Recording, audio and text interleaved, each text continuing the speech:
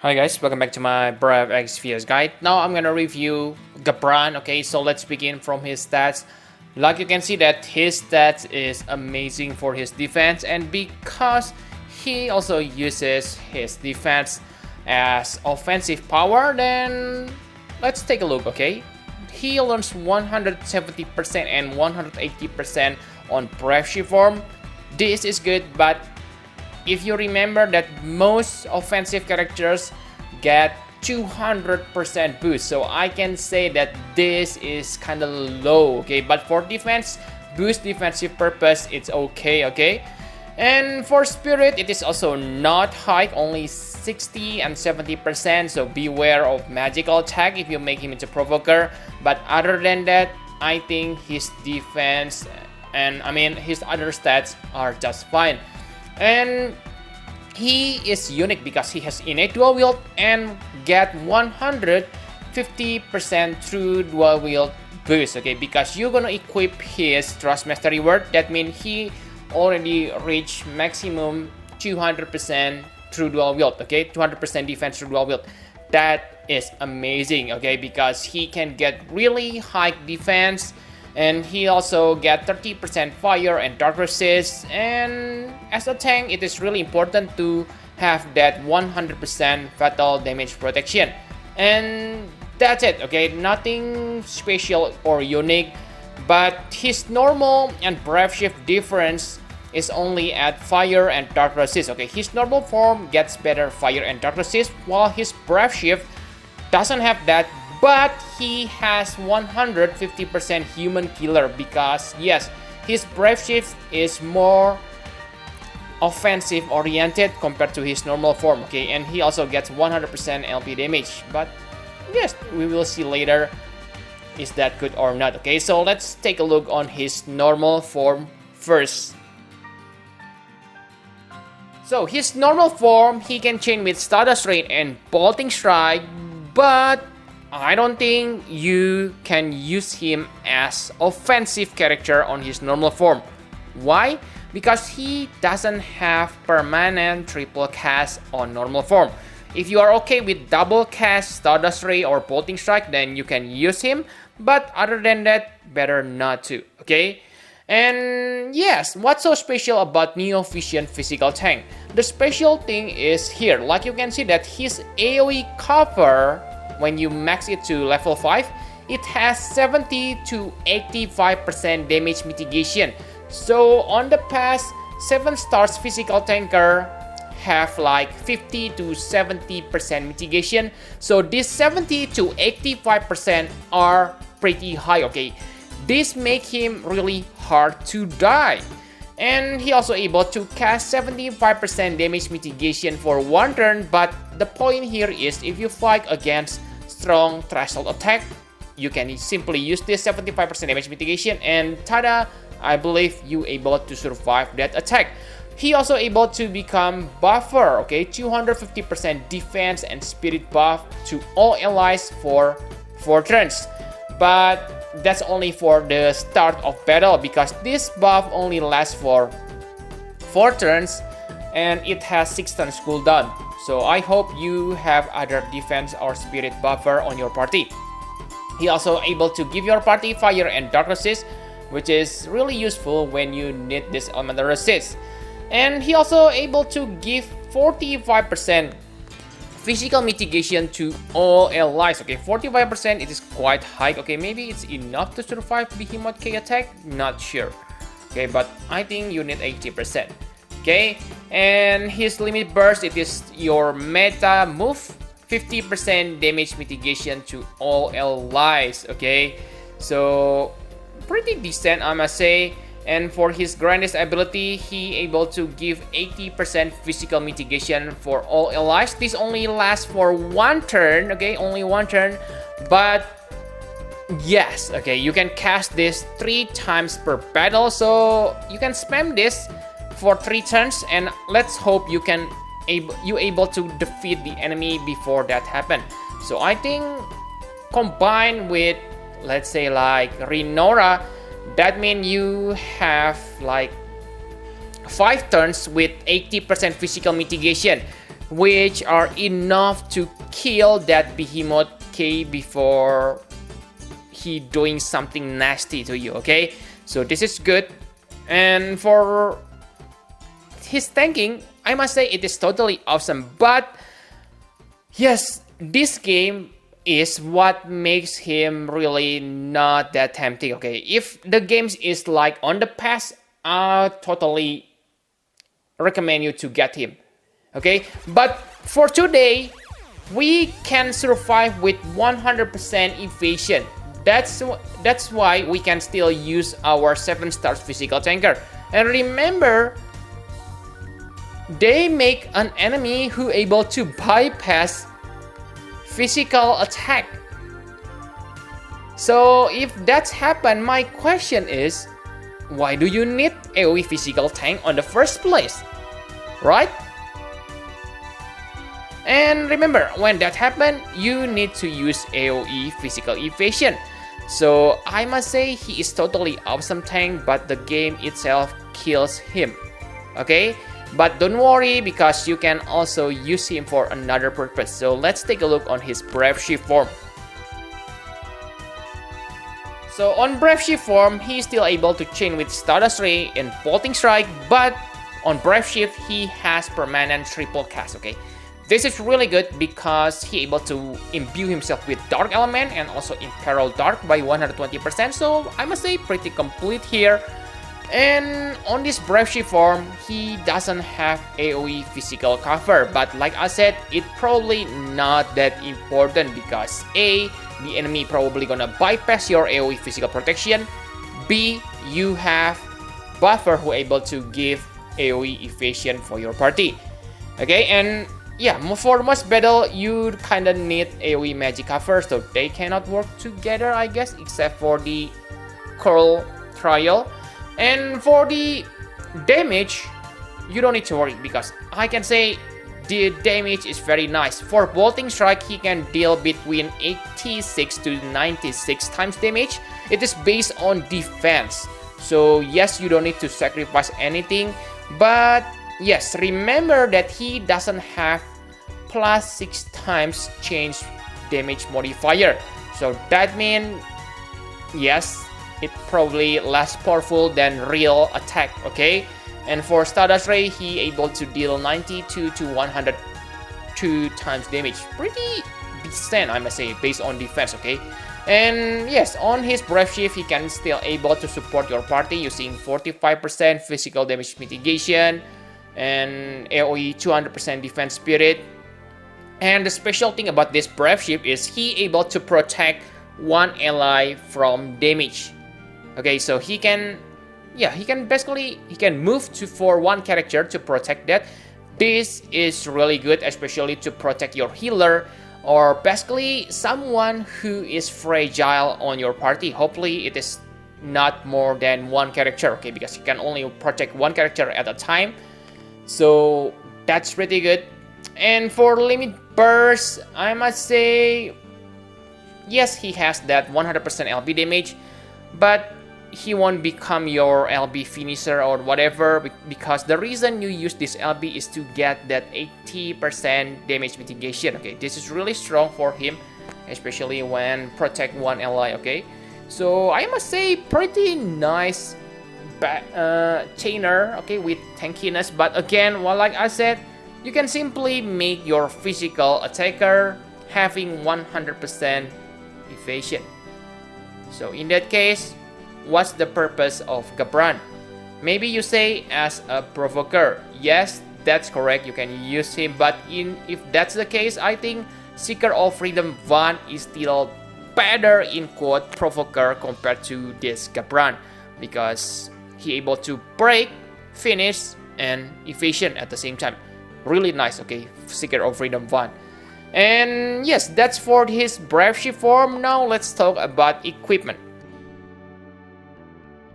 His standard and Brave Shift form equipment are the same because both forms need defense. Okay, so it is not hard to gear him, but the main problem comes from weapon, because most weapons on this game have crappy defense. And yes, this is where Ray of Hope Larsa come into play.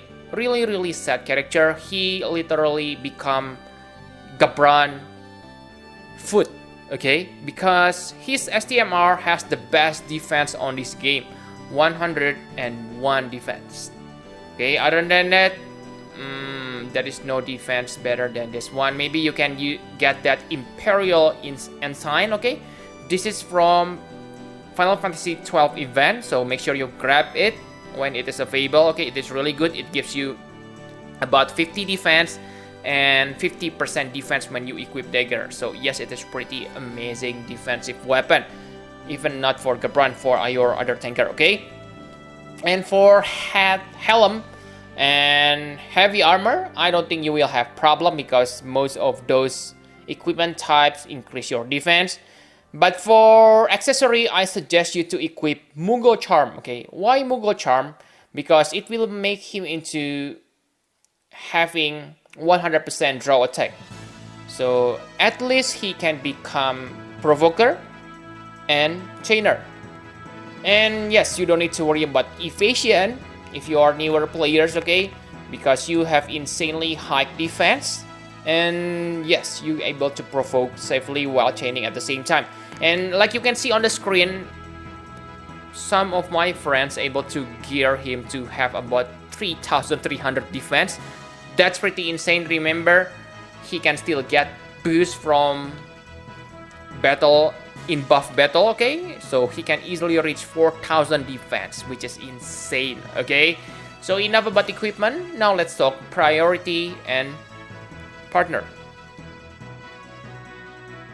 So for partner, he is a bolting strike chainer, so he will be good when paired with Elena. Okay, like you know that bolting strike chainer are kinda rare on this game. So far only Elena, Starlight Elena and Yoshikiri. Okay, so yes, if you don't have those two, I mean if you don't have Yoshikiri and you have Starlight Elena, then I can suggest you to get this Gabranth.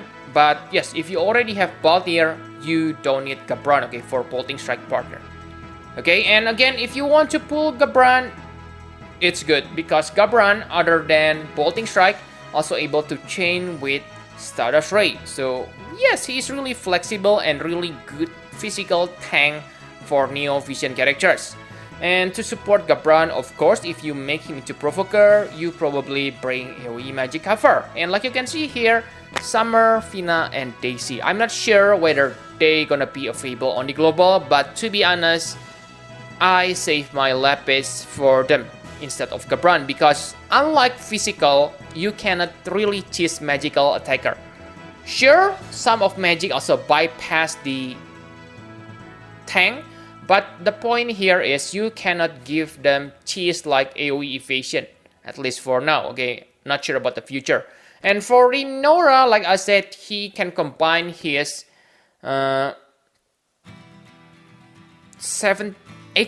physical mitigation with Gabranth. So yes, for 5 turns you can have that 80%. More if you recast Renora ability after cooldown. Okay, so I must say Renora is pretty decent. I hope I can get another of him so I can make him into 7 stars.